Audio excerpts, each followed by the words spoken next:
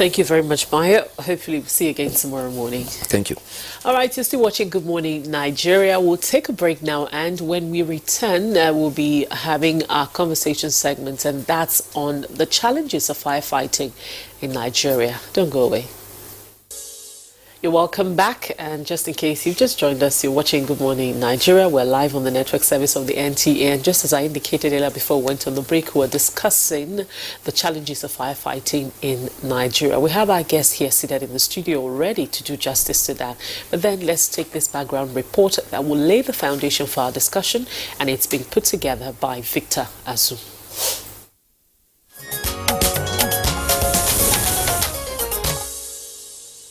Call October a month of fire disasters and you won't be wrong. This is because of the several fire incidents in parts of the country with devastating effects. First, it was the Ochanja Market fire outbreak in Onitsha, which razed over 1,000 shops, houses and other valuables while claiming the lives of a mother and child. A few days later, it was the popular Santana Market in Benin City, capital of Edo State, where over 100 shops were razed, with one person allegedly losing his life while trying to salvage valuables. About a week later, another major fire disaster was averted in Ikoyi, Lagos, but not without substantial damage to the burning building. GSM Market fire in Maiduguri, Borno State ended commercial activities there at the end of the month of October, destroying several shops and wares. As if these are not enough, just 1 week into the month of November, the popular Balogun Market fire struck. Goods lost have been valued in millions of naira. More worrying is the fact that all of these are happening at a time that the Nigeria Fire Service is going around the country distributing firefighting equipment. How efficient are the current firefighting equipment? Guests are already settled in to provide answers to these and more.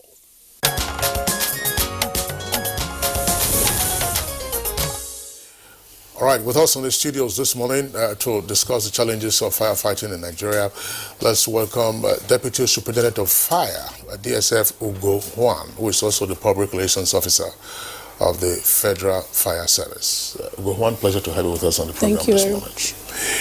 Also here with us is Julius Opetunsin, who is Assistant Controller General of the Fire Service of the Federal Capital Territory. Pleasure to have you with us on the program this morning. Thank you. And also here we have Olusegun Okebioru, is the former Controller General of the Federal Fire Service. Former CG, pleasure to have you with us on the program. Okay, and we have other guests from our network centers. All right, joining us from our studio in Mina, we have Adamu Suleiman Baba Bida. He's the Controller, Niger State Fire Service. Thank you very much for joining us on the program this morning.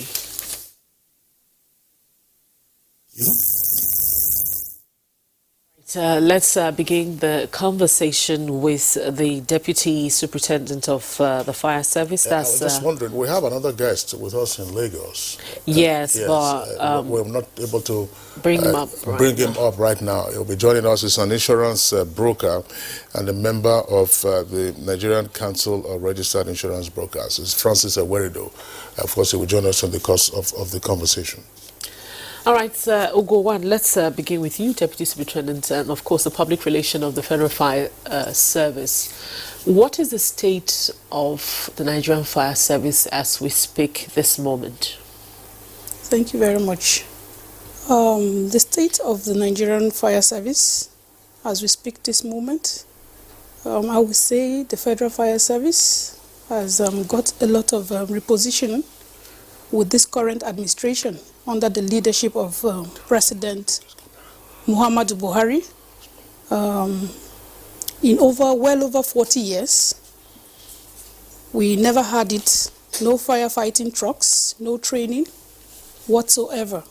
But with this current administration, we had a repositioning where we have, if you can, just like you mentioned in your earlier reports before the program kick-started, where we've acquired over 92 firefighting trucks and distributions have been done, and where we've taken possession of 62 and still expecting 30, and trainings are ongoing of personnel, but we still need funding. more training, more personnel. So I would say the present situation is better than it used to be, but we've not been where we are. And as for the states, I would say some states are coming up, while others, they really need to step up. All right, thank you very much, Ugo Juan. Let's bring in the retired Controller General of the Federal Fire Service, Olusegun Okebioro. Give us a sense, how is the fire service structured in Nigeria? Thank you very much. The structure of the fire services in this country takes after the United States, in which case we have the state fire services and we have the federal fire service. The state fire services are actually autonomous of the federal fire service. But when we saw this problem some years back, we came up with the integration of the state fire services with the federal. And we came up with the National Council on Fire. It is at this level that the state fire services and the federal fire service interact to ensure that we make policies that will enhance the productivity of the fire services in the country. So as of today, we have the state fire services, the federal fire service, and other fire services belonging to private organizations. Just as we know, the fire service issue is on the concurrent list, and so even you and I can establish our own fire service based on the guideline from the Federal Fire Service. What is the jurisdiction of each of these services as you have indicated?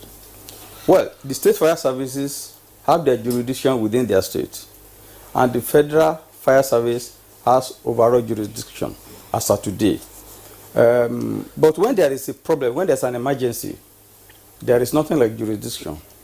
All the surrounding fire services within that geopolitical zone will come together and ensure that they overcome that problem.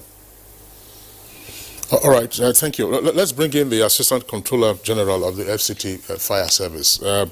That's Julius Opetunsin. I mean, clearly, part of what we see in most fire, fire stations, unserviceable vehicles and poor response time by the firemen, and even when they do respond, after a short while, they run out of water because the fire engine itself is of very limited capacity. So when a fire incident occurs, it's virtually you are at the mercy of the elements and providence. Why is this so? Thank you very much. You know, when you are talking about fire, I mean fire outbreak, no, it depends on the time the call was made to the fire station. For example, if there is fire somewhere, you have to call. By the time you call the fire station, they turn out. But like in the FCT, our response time is 5 minutes, because each district is supposed to have its own fire station. And when there is fire outbreak somewhere, you turn out the nearby fire station to the scene of the incident. So with this, and I mean, it's an insane firefighter that will go to fire ground with without water. And in FCT here, we have 14 fire stations within the FCT, including the area council, functional fire stations, and also we have functional fire appliances, and also we have water tankers of 10,000 liters capacity. If there's fire incident somewhere, we have to turn out the fire plants and probably support it with the water tender, depending on the intensity of that fire. Why is it that fires in Nigeria almost always consume property and sometimes lives whenever they occur? Almost always. I mean, you saw our background report from September until now. We have seen a number of fire incidents, property. I'm not just talking about the FCT now. Yes. I mean, I do hear your siren from time to time in the Federal Capital Territory. But to the extent that you have a fire council, which incorporates the federal, the states, and the FCT, you get to discuss these matters. And I'm sure you also get the reports yourself. It's like when a fire occurs, you know, the tongues of flame just lick everything. No, like I said earlier, it depends on the time they call the fire service. And beside that, each premise, like the fire that happened in Lagos, that Balogun market, it's an high-rise building. And each high-rise building is supposed to fight fire within itself. If a necessary fire defense equipment is installed in the premises. For example, it's not possible for you to lay hoses, from the ground floor, to the 5th floor. But if you have if you have hose reel and other fire defense equipment within the within the building, you can easily fight that fire there. But when the fire occur and you didn't call the fire service on time, it will affect their response time. And even the traffic also should be put into consideration. Like in Abuja here, in FCT, I will give kudos to the police, because whenever we are going to fire ground, in any emergency like that, they give us right of way. But even the commuters too, all these car owners, they don't give respect to emergency. You see some drivers struggling with fire appliances on the road or ambulances. So this way, citizens too have to just correct themselves and work with us so that at least we're able to respond very well. All right, thank you very much. It's so, because the way you're talking about it now, it's as though the incidences that we have seen lately, they're just, well, just as Kingsley said, the issues are much. We're looking at incidences where you said it depends on the time. Immediately a fire occurs, the first thing that comes to everybody's mind is let's call the fire service. And the problem we've seen a lot of times is response time. First of all, response time is always the number one issue. 20, 30, 40 minutes, we're still waiting for fire trucks, and by the time they come, maybe they just fail once and that's it. Water is finished. Now let me make a comment about that. What really actually happens is that when there's an outbreak of fire, most people don't know the number to call. I'm able to say that. If you take statistics of people in Nigeria on the road, out of 10 people, maybe you get 2, if you are lucky, who will know the number to call. So that's a major problem we have in this country. And government is already trying to have a national emergency number which will be easily known by everybody. I hope that by the time this one is true, it had been on ground for a long while, and it had been lasting for too long, but it's already operational in some states. Like in Abuja here, we have the emergency number to call. I think we have it in Lagos State as well, and probably Rivers State. But most states don't have that emergency number to call now. If we have that emergency number, it's a matter of just pressing the number on your phone, and then it goes. That is number one. What is that emergency number? And it couldn't possibly be the fault of the members of the public that they do not know which emergency number to call if they are properly enlightened. Well, I've told you that the functionality of that number is still in progress. But in Abuja here is 119? 112. 112 in Abuja here. And it's supposed to be 112 everywhere anyway. By the time this is finished, anywhere you are in this country, if you dial 112, it will terminate at the nearest terminal, and then the call will be made, and there will be a response immediately. And another major problem to response, like he was saying, is a traffic issue. It depends on the time you have the fire.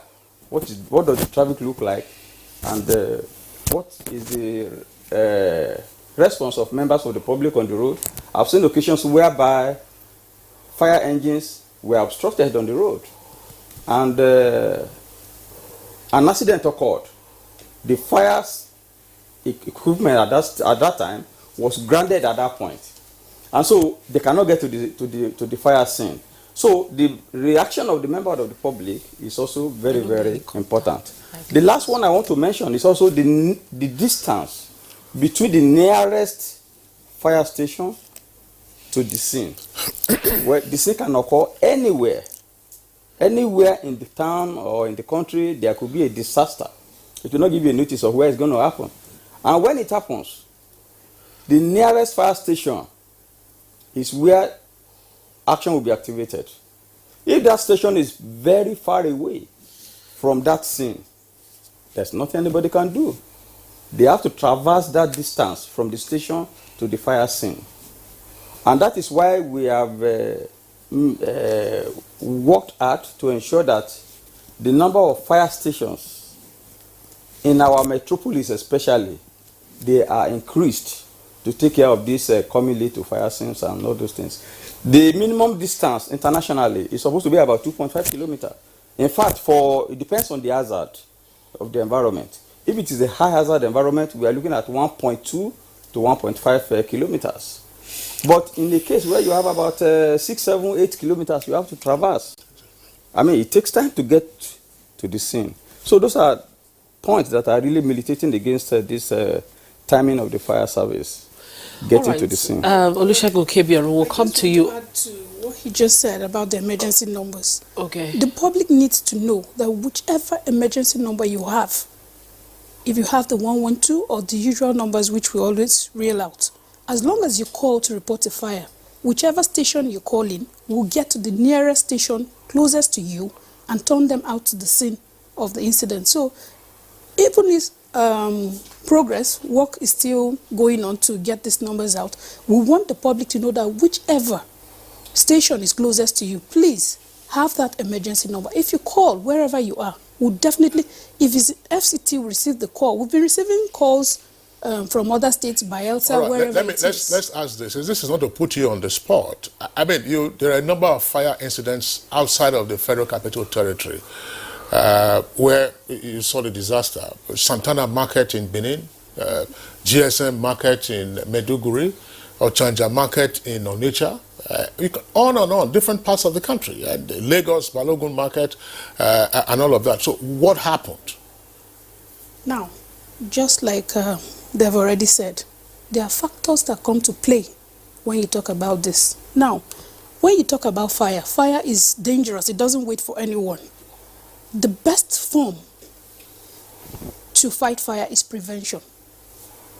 Prevention has to come two ways. The part of the fire service, which is education, trying to enlighten the public on what to do. Now, the second part comes when we have the people, you and I, to play our rules, put these things in place to ensure that when this fire occurs at the incipient stage, it is able to, you understand, to be curtailed or put out, or you call the fire service. So the best form to fight fire is prevention, which generally most people don't do. They don't install these minimum standards which are required to suppress this fire when it starts. Secondly, just like they said, the distance between where the incident occurred to the scene of the event, the time the call, most importantly, the time the call was placed. Because when you most times when you talk about distance, aside Lagos and let's say Port Harcourt, these are major cities where you have traffic. I won't say there's so much traffic in Benin that if a fire occurs at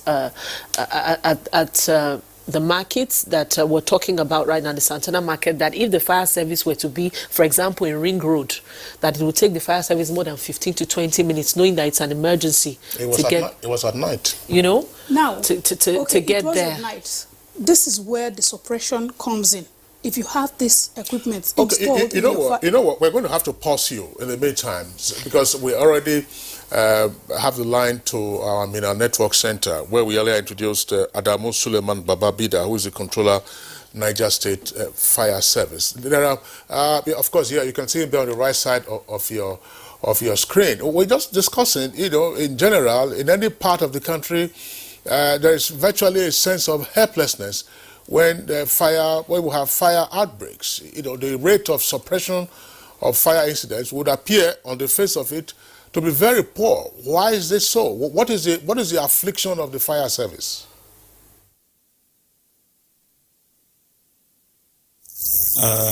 Good morning.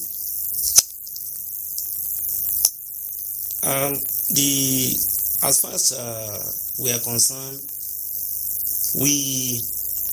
the challenges of fire service are numerous. When there is fire outbreak, you need to call fire service. If you don't call fire service, there is no way we will know. And like I've been listening, and I think my colleagues there, they have spoken. And we face a lot of challenges ranging from communication and traffic.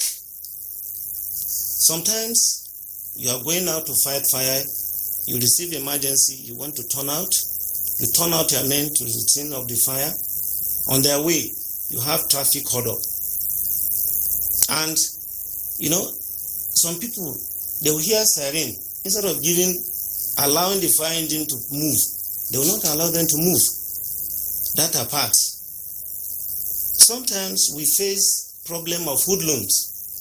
When we get to the scene of the fire, to allow our men to do their work, you see them dragging, maybe because of what they want to loot.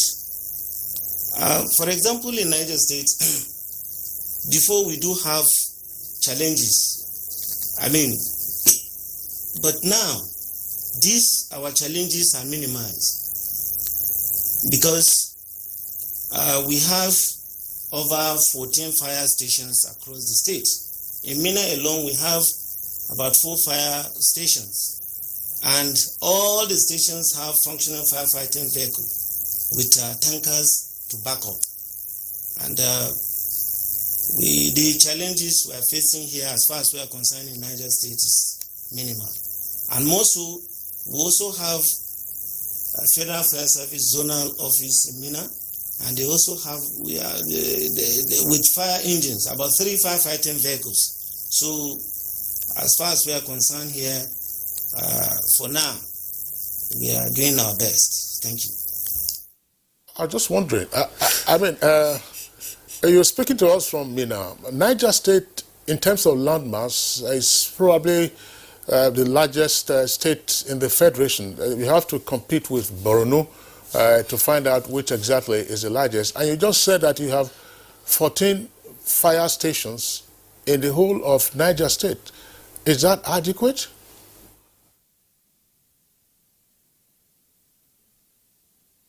Now, and like I said earlier on, before, these 14 fire stations I mentioned before, they do not have even a single firefighting vehicle. But now, they have functional firefighting vehicle, and it's ongoing. Presently we have about 5 firefighting vehicles on ground, which we are going to distribute to other places again, just to ensure that we cover some major, because when we are talking in terms of distribution of firefighting vehicles, we consider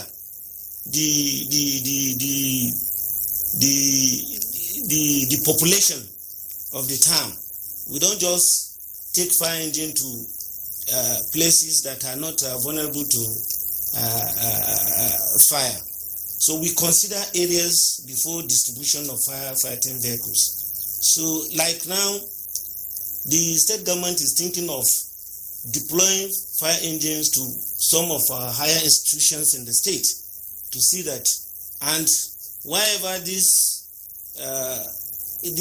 higher institutions are located, they will also synergize with the fire stations within that area. So they work hand in hand and to ensure that the area is fire covered. Thank you.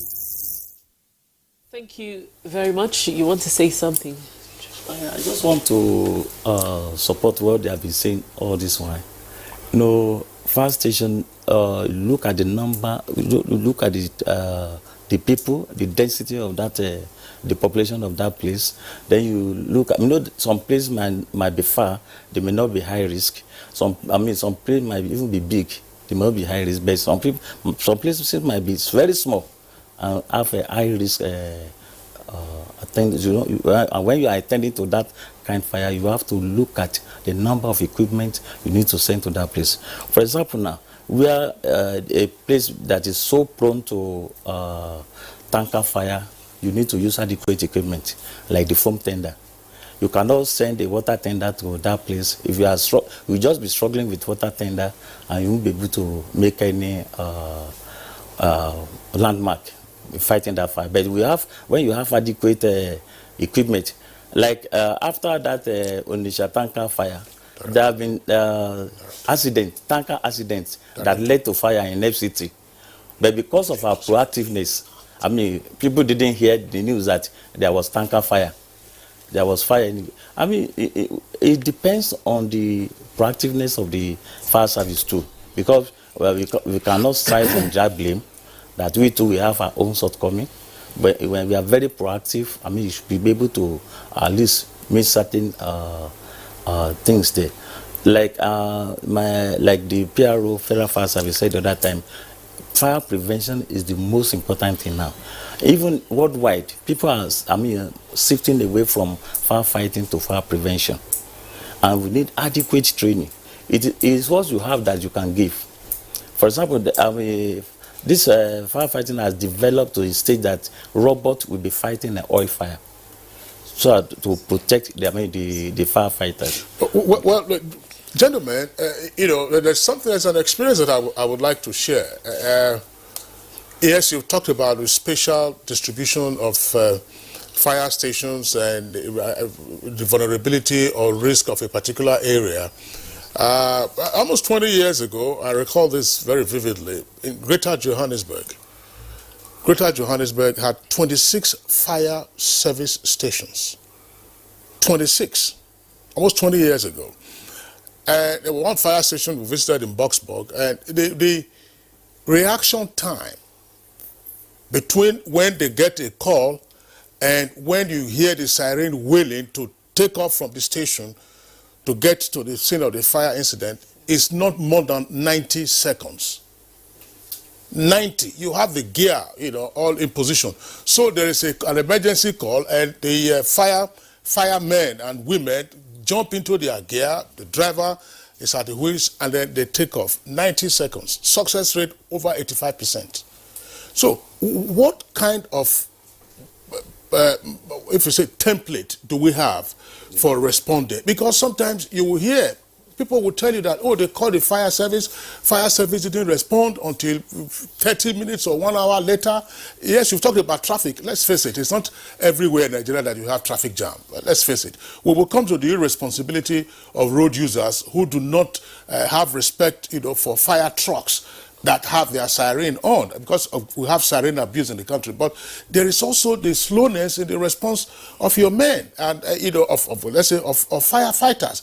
And when they come, they would appear almost ill-prepared. Let me just add to that. I had an experience at a public facility where we have a gym, and this one I was there just in Otako here. You know how open Otako is, and fire broke out in one of the rooms, and there we were. I was there. I called. People were calling the fire service. It took about 45 minutes, and by the time they came, let me tell you, there was no ladder. Because it was a high-rise building. There was even no ladder. I'm talking of just Otako here. I don't want to mention the name of the place.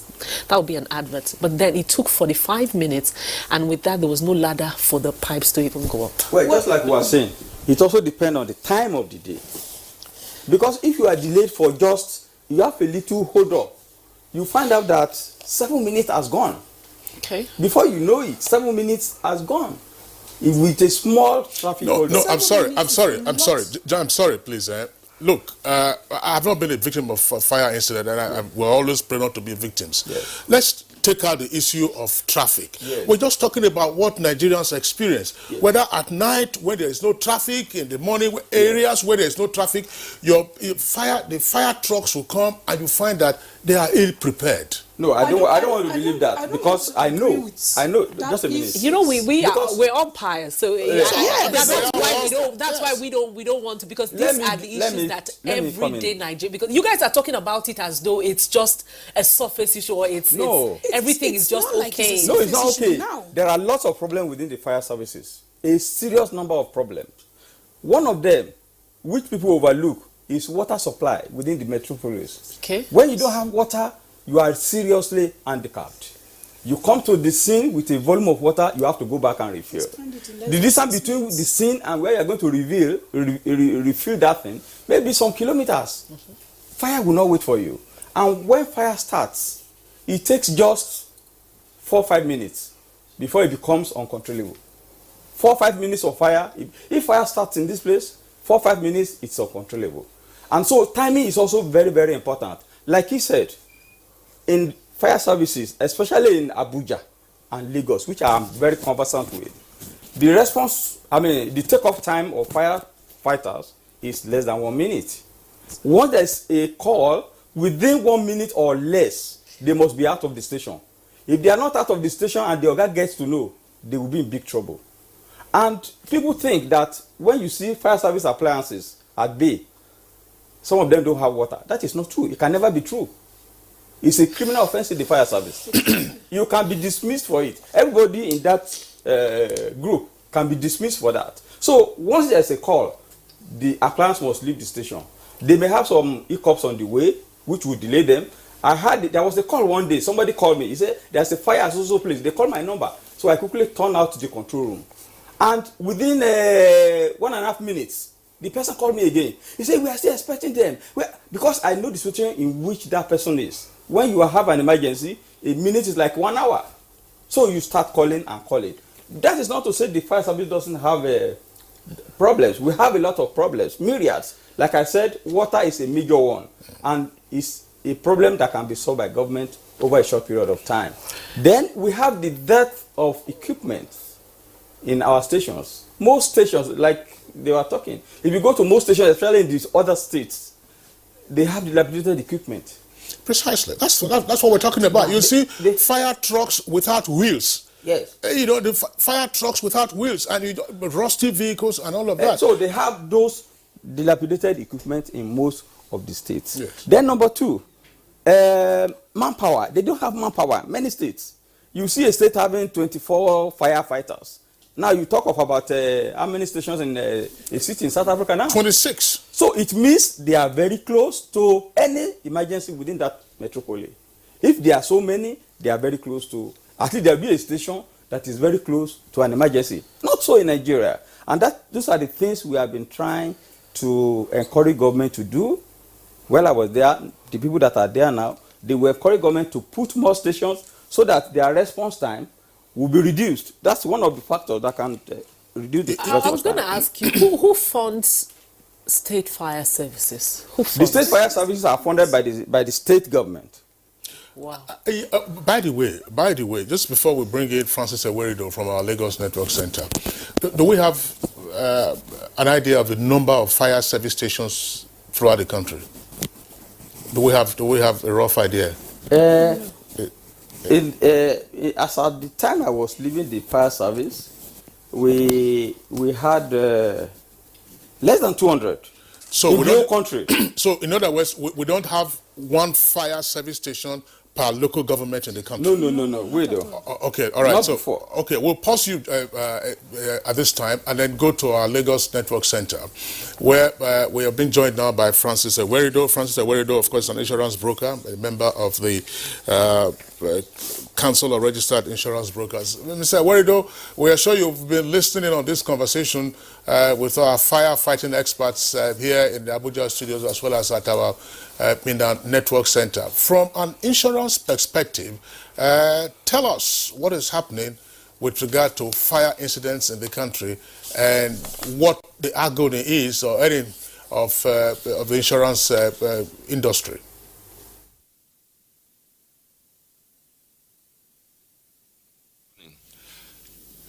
Of course, we have a specific insurance policy for fire. We call it fire and special perils.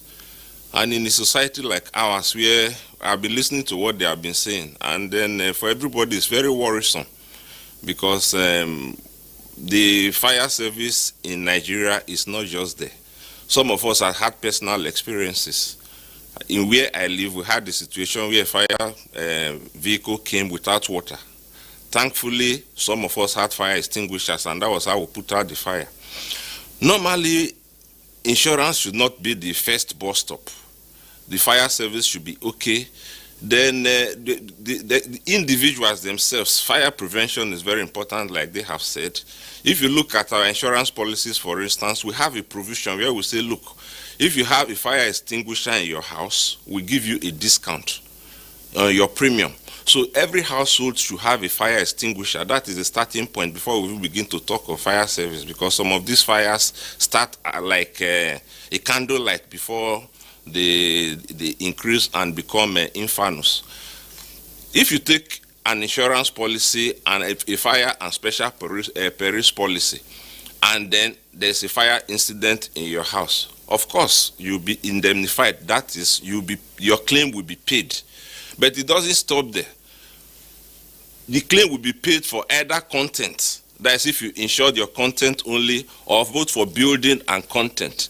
But you need the time to buy these things. You need the time to fix the house. While that is being done, what happens? Fire and special perils insurance does not cover that. That is covered by what we call consequential loss insurance. And so, but many people don't even take that. Even the fire insurance, fire and special perils insurance, many people don't even take it. So we encourage people, because the situation of fire service in Nigeria is not yet there. So the question I always ask people, if this your house or if this your business was to go up in flames, do you have money to rebuild the house or replace your stock? If the answer is no, then it is very, very important that you take a fire and special perils insurance policy. And if you can even go a little further to take a consequential loss or business interruption insurance, which will take care of if there's a fire, that one will take care of the profits you would have lost in your business for the time that it will take you to get back, your running expenses. If you need to relocate to another office, it will also take care of it.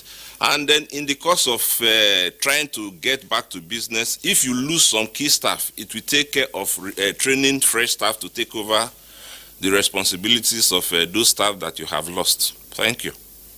Thank you very much, Francis Ewerido. Let me ask you, why are there a lot of bottlenecks in terms of getting your claims?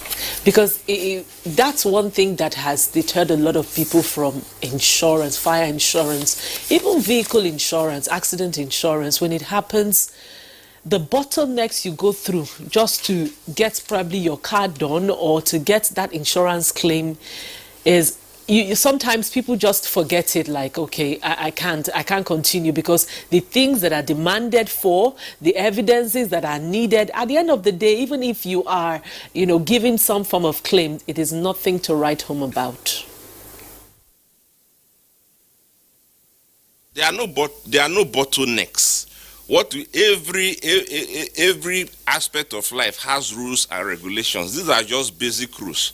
What we always advise people is that when you want to take an insurance policy, for instance, because the insurance industry is divided, we have various practitioners. We have the underwriters, those are the risk bearers. We have the insurance brokers. Those are the people who intermediate. They are the specialists who are supposed to be agents of people who are taking insurances. So our advice to people, since you don't know much about insurance, before you take an insurance policy, get an insurance broker. And it's very easy to do this. Our regulatory body, NICOM, that is National Insurance Commission, if you go to their website, the list of all the registered insurance brokers are there. Get one that is close to you, and the job of the broker to start with, to listen to you, just like the doctor will listen to you, advise you on the kind of insurance that you need. He will go into the market, because he knows the market more than you do, and get you the underwriter, that is the person who will bear your risk at a very, very good rate. And when you have a claim, even it's his job to pursue the claim. These days, people sit in their houses or in their offices, and then they get an alert, their claim is paid. So there are no bottlenecks at all. Transfer what people call bottlenecks in quotes. Just transfer that burden to an insurance broker, and it will be taken care of.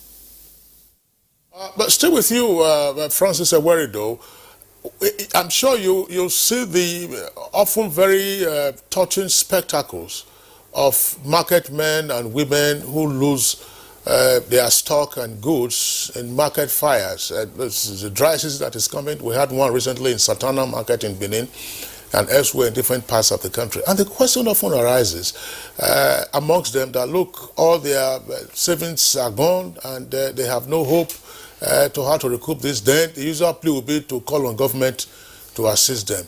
Why does it appear to be a challenge for insurance firms to market their products to these persons that are in somewhat very vulnerable locations, such as we find in markets where the eyes are usually very narrow and tiny, and a spark often gets to become a conflagration.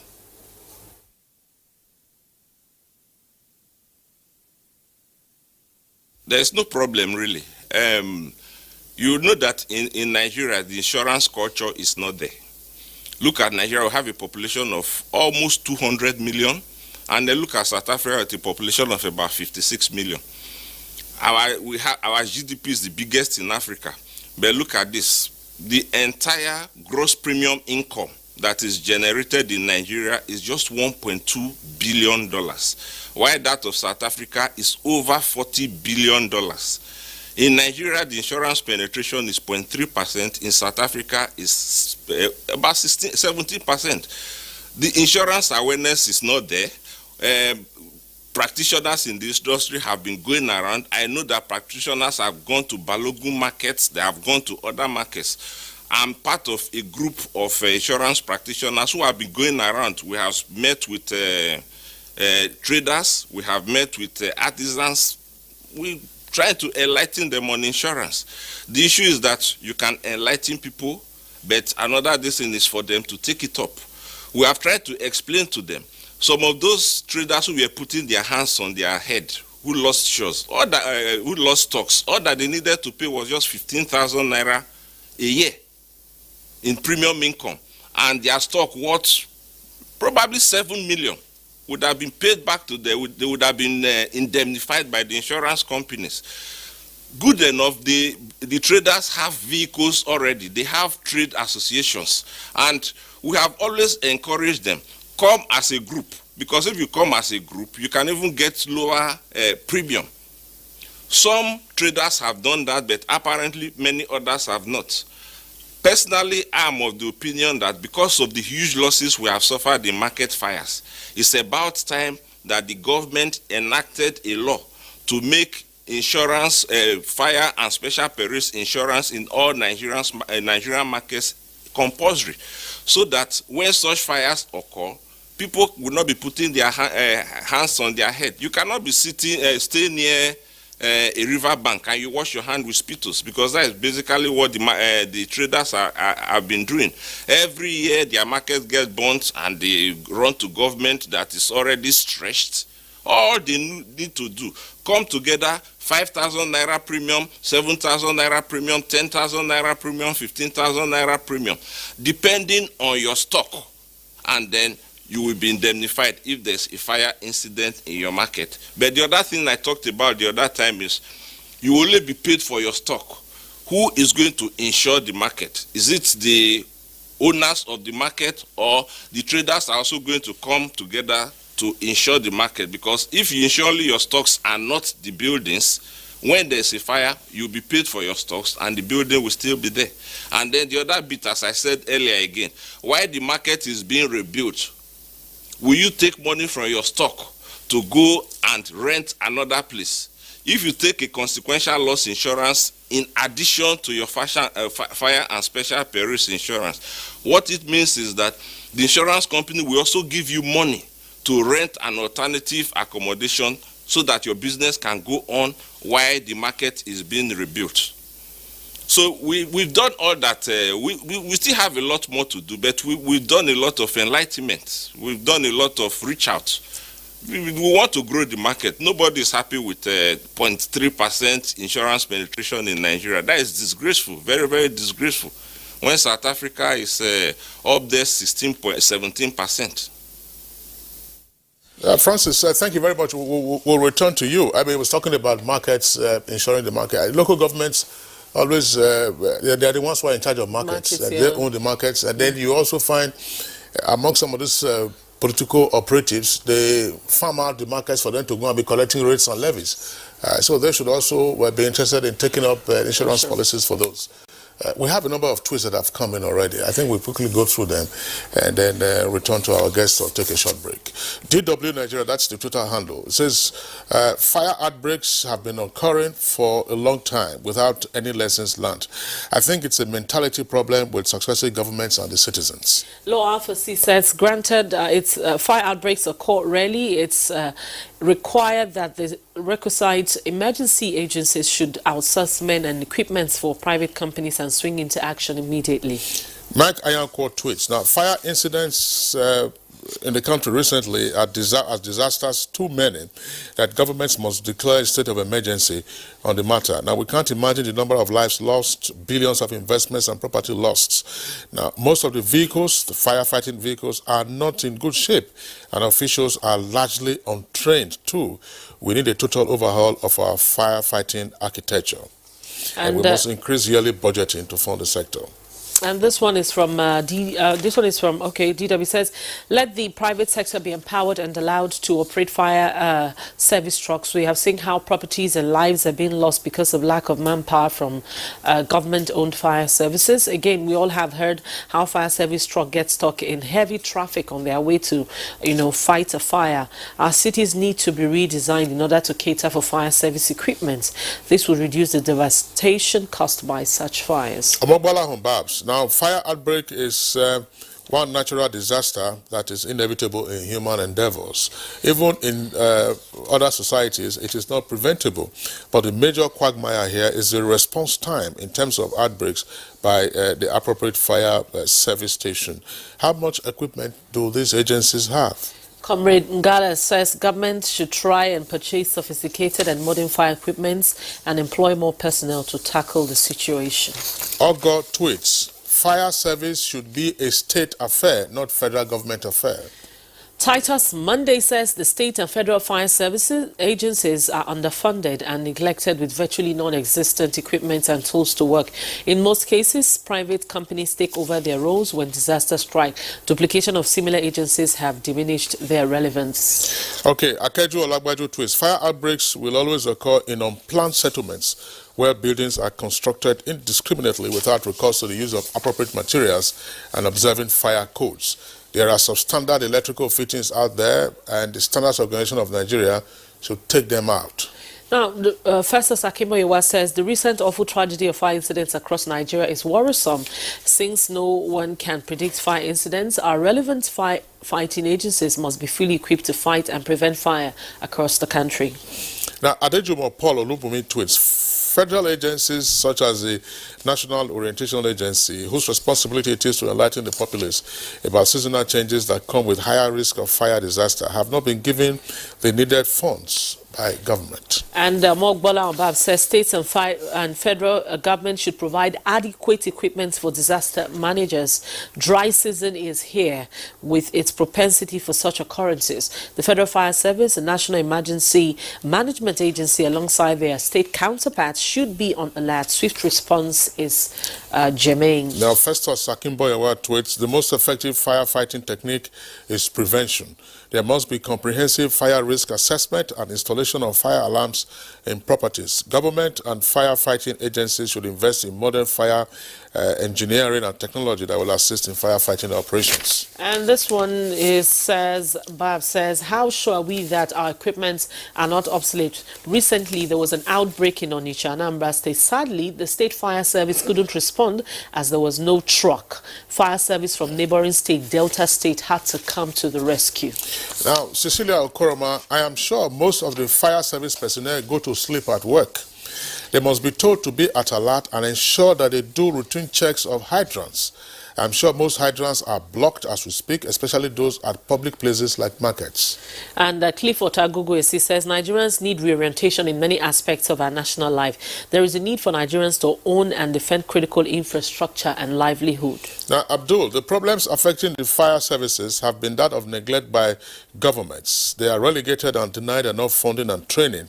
In order to mitigate this, serious attention must be given to these agencies. And Sani Michael Omokaji finally tweeted, says, from investigation and facts available, most of these fire outbreaks are caused by human error, and you walk into some firms, all you see is naked wires that can trigger fire outbreak. Even as we even as we expect relevant authorities to be more proactive, it happens, we also need, as a people, we need to be more aware.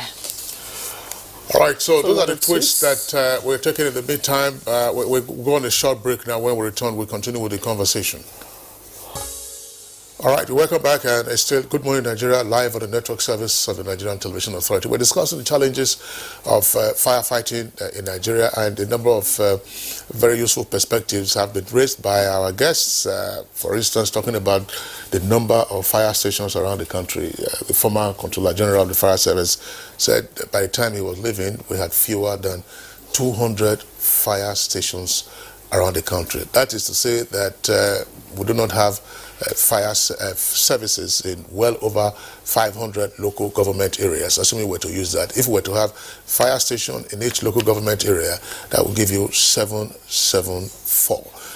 But we recognize the issues that often will cause a lot of challenge, and public enlightenment is important. We know that because we have so abused the siren, almost every other fellow, has a siren wailing. And sometimes I have also seen, I don't know whether it's a big man in federal, not federal now, in the fire service, he will also be using his own convoy with a siren, his vehicle gleaming in red. And I'm wondering, you are not a fire truck. Why is your siren on? But ordinarily, it's a criminal offense for you to obstruct a fire engine. It's a criminal offense. That is one point that I think that the enlightenment agencies, including NOAA, will have to take up. To say once you hear a siren, an ambulance or a fire truck, give way to that particular fire truck. But there are other problems that bedevil the fire service, and how can this be sorted out? In particular, fire engines running out of water. Why have we not had fire hydrants in our neighborhoods? Well, let me come in that point. At that point, the issue of water supply is a big problem to this nation. We have seen government over government making efforts to ensure that there's water supply in our cities, and yet as of today, we cannot boast of, maybe we can count with fingers how many cities have water.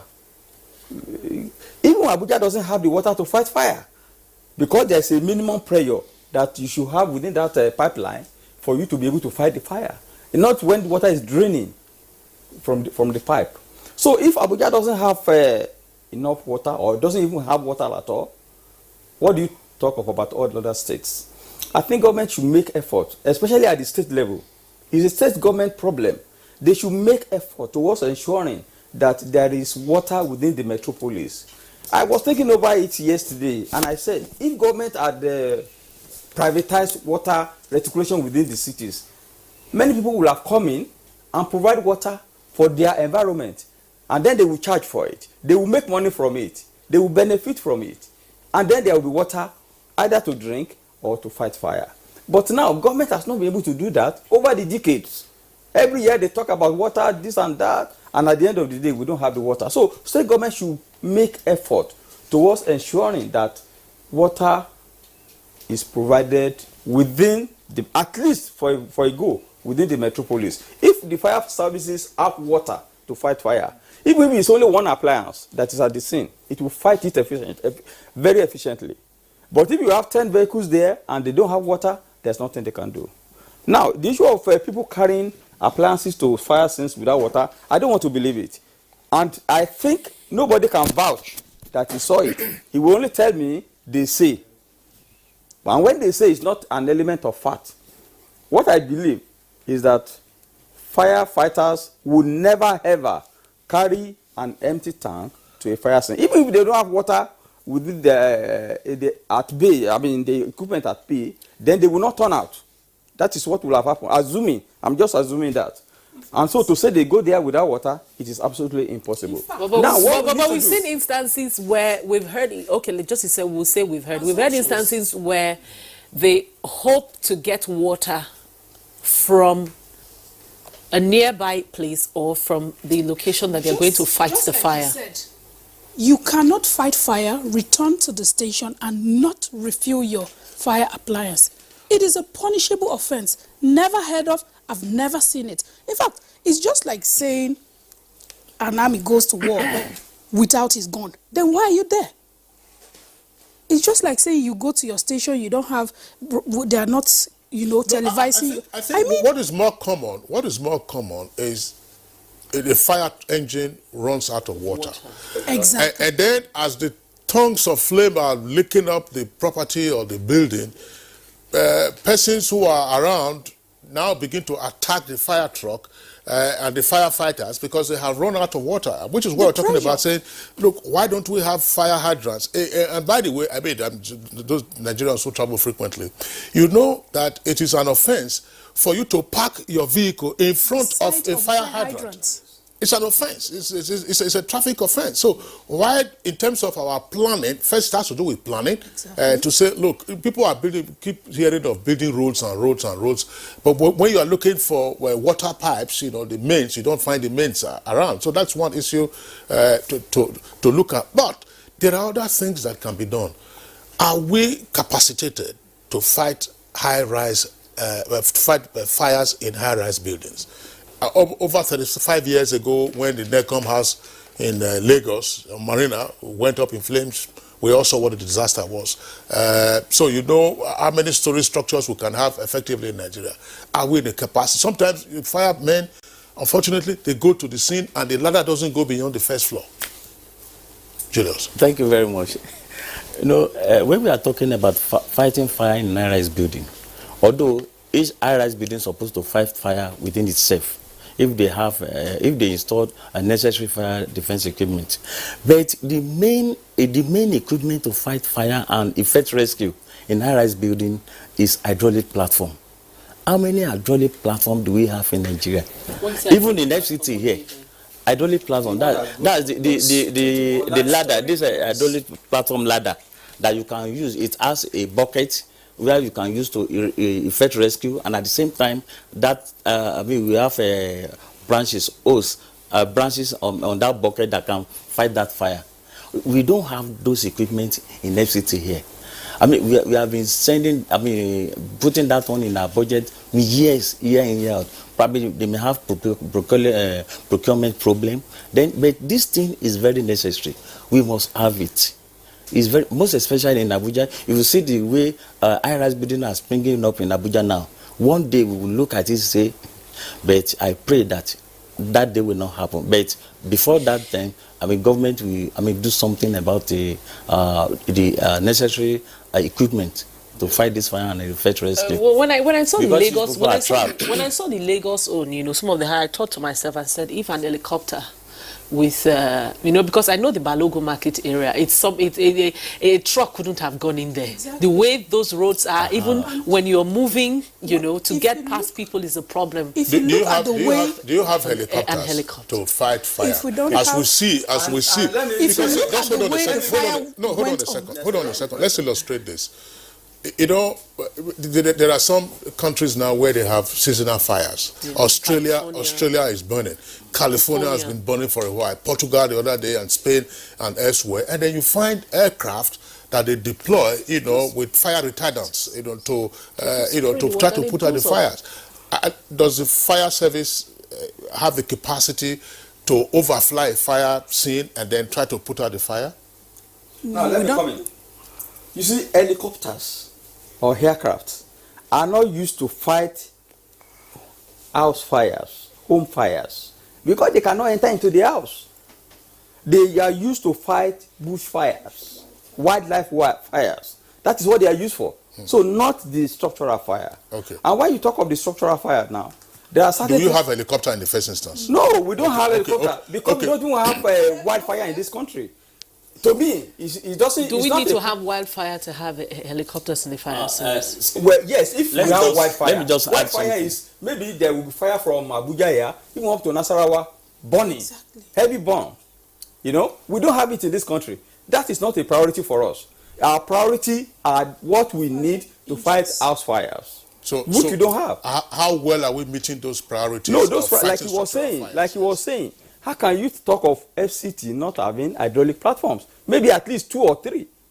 Or at least 2, if not more than that. In the whole lot of FCT, we have high-rise buildings. The same thing applies to Lagos. We have high-rise buildings. And this equipment, They are not the type you can say you have one in Maitama, then you have fire in Guarimpa, let it go there. Before it gets there, the damage will have been done because it doesn't move fastly. It's not the fast moving equipment. So we need some of this equipment within some locations within the cities. Then let me add more, that the National Fire Safety Code is one thing that needs serious enforcement and implementation. If this is enforced, all these problems we have on ground will have been off our shoulder. If it is enforced, these market fires will not be occurring. When they occur, they will be intercepted at the incipient stage. What are the issues in the National Fire Safety Code that should be enforced for the purposes of enlightenment of... Now, for example, you want to establish a market. The first thing that these market owners should do is to ensure that there is adequate water supply to that site. They must do that. Put hydrants on them at a specific distance. If it is high-risk area, you put about 100 meters. If it is low risk, you put about 150 meters. And then you put it around the whole market. That is problem number one. Issue number one. And then your roads. There are areas you will mark as fire lanes. We talk of fire lanes, you mark them with red. Nobody should park there. Nobody should put his goods on those areas. They will give access to firefighters so that if their truck comes, they can, the truck can move freely to any part of the market. That is also very, very essential. Then market people should also try to put some fire protection equipment within their stores, like sprinkler system. If there is water, then to put sprinkler system becomes easy. But without that water, there's nothing anybody can do.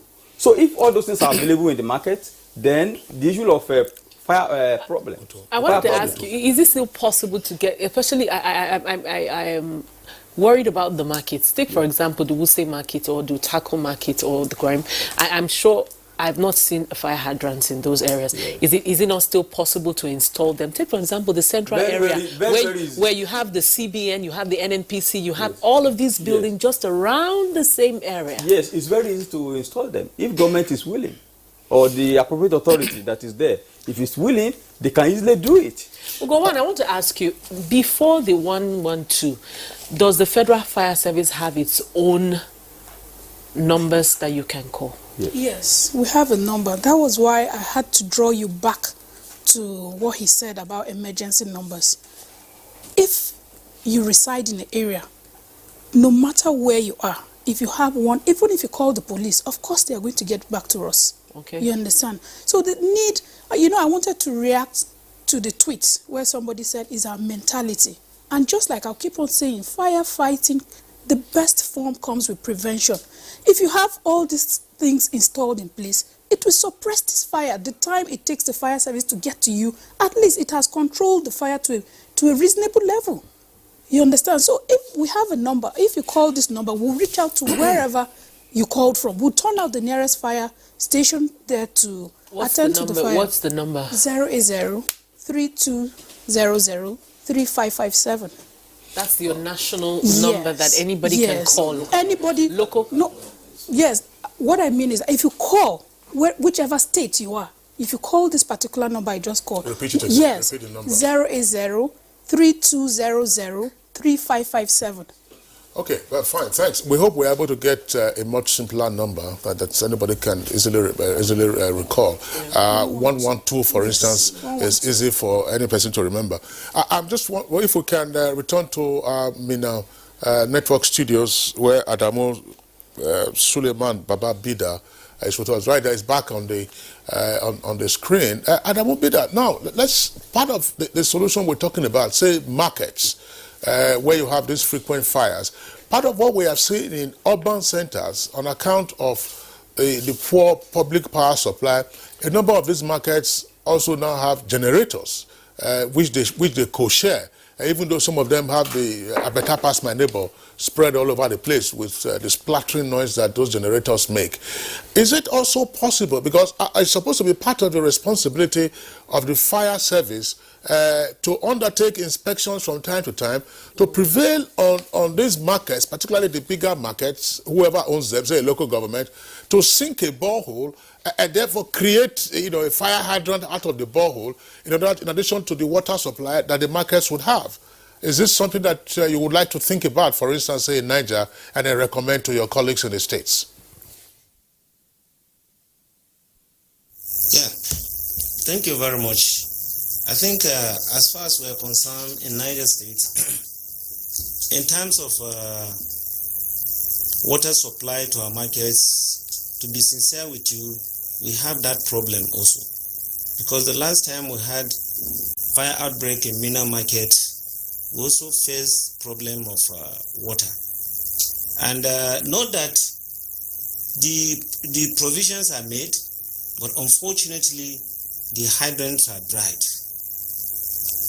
And what we are trying to do now, because very soon Niger State government, under the leadership of His Excellency Alhaji Abubakar Sadiq Sani Bello, has procured a fast intervention vehicle for our markets. And what we are trying to do, last week we held meeting with all the market stakeholders, and part of the things we agreed to do is provision of water to the market, so that in case of any emergency, we can easily go there, get the water, and then fight the fire.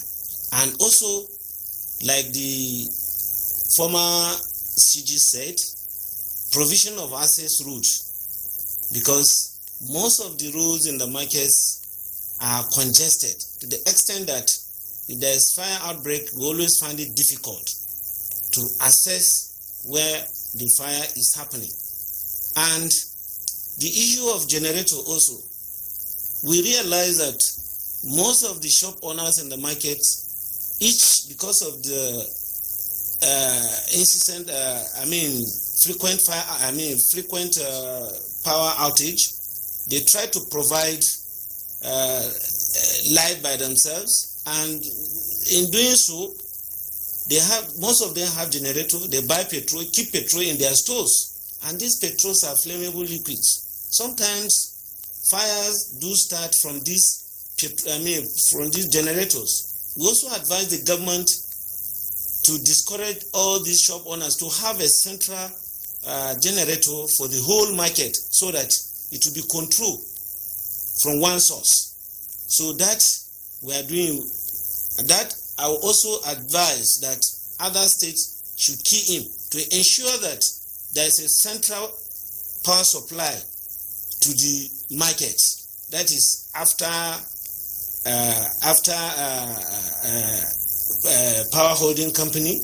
If there is power outage, they can put on the generator, and each and every shop owner should not be allowed to own generator, because in allowing them to own generator, that is the reason why you see them keeping petrol in their shops. And if there is fire, you see the petrol also support the burning of the fire, the quick spread of the fire in the market.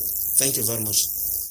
Thank you very much. Very quickly, Julius Opetunsin, let's get your closing thoughts. Thank you very much. Like what you have said, I don't want to repeat what you have said concerning the central generator. But there should be fire hydrants in all the markets, like the CG has said. And besides that, we are on our own part, the fire service, we have a lot to do. Also, especially in awareness campaign concerning this fire prevention. Like in our own case now in FCT, we have a fire prevention division that normally go out to sensitize people on how to prevent fire and control it. Then I have an enforcement unit too, that after those people have gone there, we carry out fire risk assessment, all these premises, and after that one, then if you refuse, to carry out all the recommendations given there, the enforcement unit will enforce. And all this, like yesterday now, I have my officers were in about two organizations, with this fire prevention lectures and training. And another one is that in schools, we have been going to schools now. We have introduced a fire safety club, because it's better to catch them young. So when you introduce fire safety club to these students, they will be the amateur firefighters in those schools. And most of them, they even teach their parents at home These are the things that we're supposed to do. Oh, okay, thank you very much. Let's get the closing thoughts also of Olusegun Okerebe, the former Controller General of the Federal Fire Service. Well, just take this along. What are the recruitment criteria for firefighters? Because elsewhere you find that these are persons of valor, persons who can face risk, you can take risk, because fire is a huge hazard. Is it necessarily the case that we're having persons, who are just looking for work and they have found a job? Well, the firefighters are supposed to be energetic people. They're supposed to be very strong and very resistant in whatever situation they find themselves. And that is why it is the norm that if you are recruiting a firefighter into the system, it should be a very young person. His age should not be more than 30 years. Maybe around that 30, 32, thereabout. Actually, as a matter of fact, it's supposed not to be more than 25. But when you look at the economic problem in this country, the employment problem in this country, you find out that somebody who graduated 5 years ago has not even got a job. So if a firefighter is recruited within that limit of about 30, 32 years, I think that would be okay. I remember when I was in the office, somebody came in at the age of 40-something. They brought him in for recruitment. I mean, how could we recruit that? So that's the problem we have in the country today, and the only way we can overcome them as a service is to ensure that we stand on our 2 feet and recruit appropriate people that are supposed to be recruited. All right, Before I close, I want to suggest that all the state government should take the issue of the application of the National Fire Safety Code very seriously. If they do, most of the problems we are talking about will have been attended to in the cities and in the villages. Let's look at Lagos. That high-rise fire will have been limited to a position. If they have the necessary gadget within the building, they have rising mills in the building with water, they have hose reels at every floor, they have sprinkler system. All those things are compulsory. I hope if they do that, it will be okay. All right, thank you very much, Olusegun Okebiorun. Very quickly, Ugoan, let's get your final thoughts. Well, just like they've already said, we have the responsibility to enlighten the public, but the greater part has to do with the public. What do they do? Do they put these things in place? The dry season is here. The Harmattan is here. We're going to be having a lot of fires, and proper housekeeping, I would advise. No bush burning, keep fuel out of the house. So many tips to be railed out, which we are going to be enlightening the public on our programs, safety awareness, go to school, public places to enlighten them. All right, thank you very much, Ugoan. We're really out of time. Just you have the FCT Fire Service numbers, toll numbers on your screen, and also you have the toll-free number 112. When there's a fire anywhere, if you call any of this number in any part of the country, you're sure to get a response as soon as possible.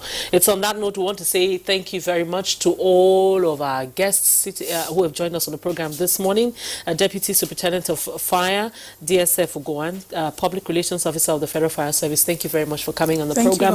Also, a very big thank you to Julius, who is the Assistant Controller General, FCT Fire Command. Thank you very much for coming. Olusegun Okebiorun, former CG of the Federal Fire Service, we thank you so much for your time and your thoughts. Also, our guests who have joined us from Lagos and Mina, Adamu Suleiman, Baba Bida,